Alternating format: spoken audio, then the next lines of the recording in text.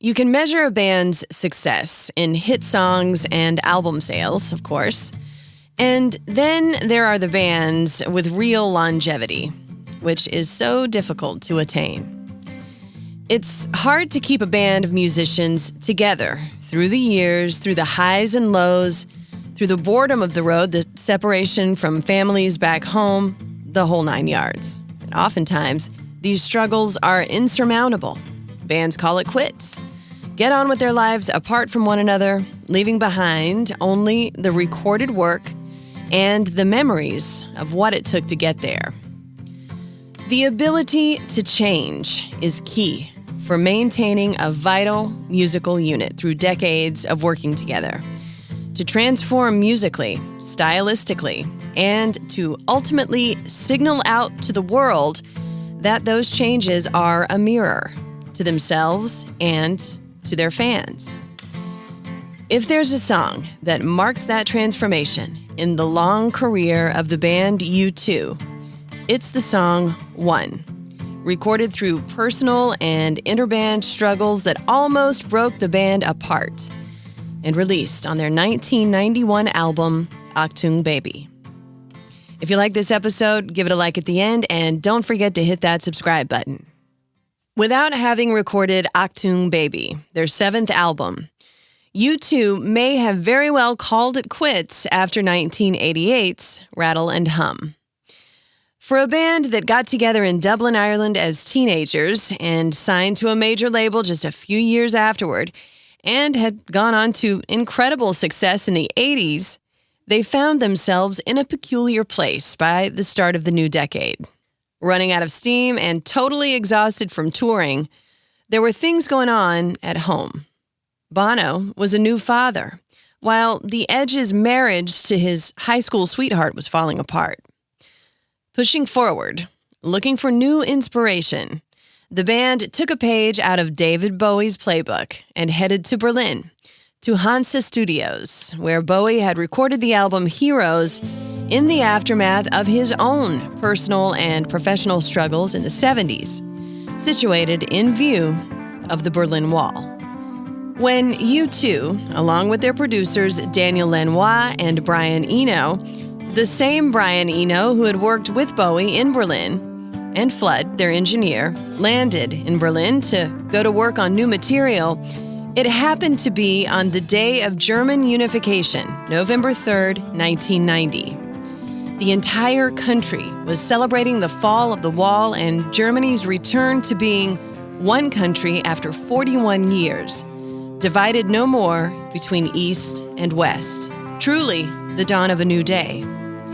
They were all swept up in that joyous feeling flooding the streets of Berlin, hopeful that it meant a new dawn for them as well. And it would, but not after an unprecedented amount of questioning and inner struggle for the band members. In fact, Bono described the experience of working together through this time as building their own wall, right down the middle of Hansa Studios. The musical landscape had gone through some changes. For one, Bono and The Edge were interested in incorporating new sounds that they were hearing at the time. Club music, the Manchester dance rock of bands like the Happy Mondays, and hip-hop sounds. While bassist Adam Clayton thought that all of that was outside the band's proverbial lane, and drummer Larry Mullen Jr. was understandably not too happy about the idea of using drum machines and synthesizers on their songs.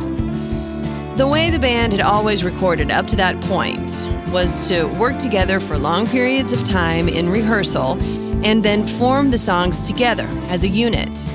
But by incorporating the electronic elements, Clayton and Mullen Jr. felt left out of the process and got resentful. It was new territory for them in every way. They soldiered on, however, and somehow came up with the song Mysterious Ways through all this. And it was from that song, while The Edge was still tinkering around with the guitar part, that Daniel Lanois heard something and suggested that The Edge save some of the guitar chords he was still playing around with for a new song. The Edge played those chords on an acoustic guitar for the rest of the band, and they all joined in. The roadblock was lifted, tensions eased, and that new song became One. In their case, Bono has said that it was a song they wrote that they needed to hear. One is actually a song about discord and division against a veneer of reconciliation and unity. Lyrically, Bono is hurling unanswered questions into the air without ever giving any answers. It's not a love song, but at the same time, it is. It isn't about any one particular person or event, but it can do that magic trick that the best songs do, of making us as listeners think of a specific person or of a time in our lives. It's not a breakup song, although it very nearly was for the band who wrote it. At its heart, One is a painful but necessary conversation, and the enigmatic beauty of it lies in those same unanswered questions. When it came time to write the chorus, Bono recalled a written exchange between himself and the Dalai Lama, who had invited the band to perform at a benefit concert, but they declined. And Bono wrote back, signing off by saying that they were one, but not the same. And there's the key line in the entire song. The tone of the lyrics is like the end of a long argument, when you're worn out and almost resigned to the fact that you may never get on the same page with the person you're fighting with. One starts with its questions, and the lyrics go like this. Is it getting better, or do you feel the same? Will it make it easier on you now? You've got someone to blame. You say one love, one life, when it's one need in the night. One love, we get to share it. Leaves you, baby, if you don't care for it. Marriages were falling apart. Friendships were in question. The world was changing. Lots to argue about then and now, as ever. And that, too, has a lot to do with the longevity of this particular song. And it goes on. Did I disappoint you or leave a bad taste in your mouth? You act like you never had love, and you want me to go without. It's too late tonight to drag the past out into the light. We're one, but we're not the same. We get to carry each other. One. How many times have you had this same thought, that you're just past fighting with someone? But when Bono sings, we get to carry each other, he's saying it not like it's a chore, as in, we've got to carry each other, but a privilege, like we get to carry each other through this rough patch here. That's the other magic trick that this song does, an evolution that occurs in the lines when the proverbial ice seems to melt. And it goes on with more questions. Have you come here for forgiveness? Have you come to raise the dead? Have you come here to play Jesus to the lepers in your head? Did I ask too much, more than a lot? You gave me nothing, and now it's all I've got. We're one, but we're not the same. We hurt each other, and then we do it again.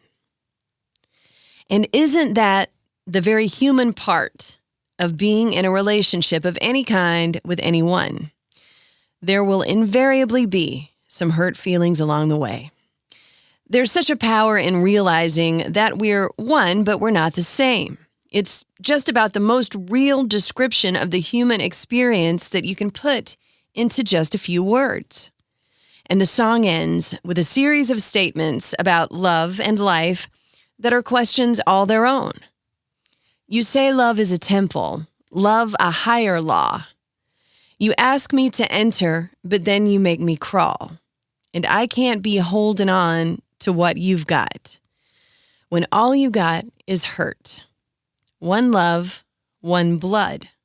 One life, you've got to do what you should. One life with each other, sisters, brothers. One life, but we're not the same. We get to carry each other. One. Fair to note that on this song, Adam Clayton and Larry Mullen Jr.'s fears of being left out were unfounded. The personnel is the same as it was when U2 started out. Bono on vocals, The Edge on guitar, Clayton on bass, and Mullen Jr. on drums and percussion, with additional keyboards provided by Brian Eno and a second guitar provided by Daniel Lanois. No matter that the Achtung Baby album ushered in a new era for the band, with Bono embracing the rock star ethos that he had denied up to that point, and the sound of U2 evolving to include the electronic sounds that had entered the pop landscape. One did the odd job of being pure classic U2, reflecting the band like a mirror perfectly. U2 have performed this song in most of their concerts since its release in 1991. And along the way, the song has grown in different ways. Bono has been known to throw in an extra verse or two, and the meaning of the song changes as time goes on. When it was released as a single, proceeds benefited AIDS research, and Bono eventually named the One campaign, a nonprofit he co-founded in 2004 to fight poverty and disease, after the song. It's been performed by the band at benefits for 9/11, for Bosnia, for Tibet, for Nelson Mandela, at Live 8, and for Hurricane Katrina, when the band brought Mary J. Blige on stage for the second verse. She brought the house down with her interpretation of the lyrics, which she said represented a broken promise to poor people who've gone through so much. She later covered it with U2 on her own 7th album. And among others who've interpreted this song, the late Johnny Cash covered one and delivered the lines with all of his inherent gravitas. Rolling Stone put it at number 36 on its 500 greatest songs of all time list. One is so powerful because of its ability to find new places to resonate in as the world keeps changing. It's a song that's both wounded and healing, always asking questions that sound different each time they're presented, with a surging musical beauty that swells underneath the lyrics like a wave out in the ocean. And most of all, One does the ultimate service that really great songs do. About all those questions asked and then left unanswered within the lines, Bono says simply, on this one, the listener finishes it. I'm Janda, and this has been Behind the Song. Special thanks, as always, to Christian Lane for the music you hear on these podcast episodes. If you like it, don't forget to hit subscribe at the end and check us out on TikTok, too. You can find me on the air weekdays from 9 to 2 Central in Chicago at 97.1 FM The Drive, Chicago's classic rock, and at WDRV.com. And on the way, much more classic rock and roll.